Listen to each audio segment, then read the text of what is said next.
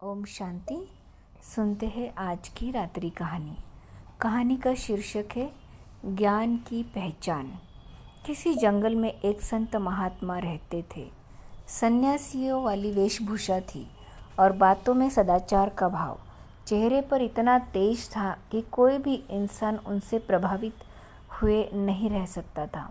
एक बार जंगल में शहर का एक व्यक्ति आया और वो जब महात्मा जी की झोपड़ी से होकर गुजरा तो देखा बहुत से लोग महात्मा जी के दर्शन करने आए हुए थे।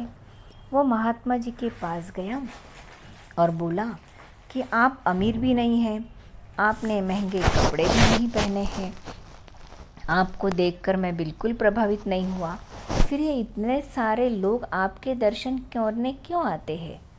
महात्मा जी ने उस व्यक्ति को अपनी एक अंगूठी उतार के दी और कहा कि आप इसे बाजार में बेचकर आए और इसके बदले एक सोने की माला लेकर आना।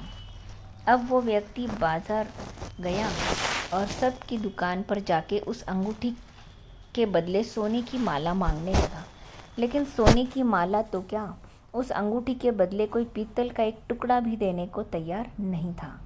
थक हार के व्यक्ति वापस महात्मा जी के पास पहुंचा और बोला कि इस अंगूठी की तो कोई कीमत ही नहीं है। महात्मा जी मुस्कुराए और बोले, अब इस अंगूठी को सुनार गली में जोहरी के दुकान पर ले जाओ।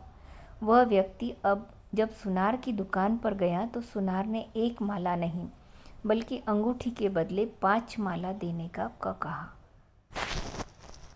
वह व्यक्ति बड़ा हैरान हुआ कि इस मामूली अंगूठी के बदले कोई पीतल की माला देने को तैयार नहीं हुआ, लेकिन ये तो सुनार कैसे 5 सोने की माला दे रहा है। व्यक्ति वापस महात्मा जी के पास आया और उनको सारी बात बताई।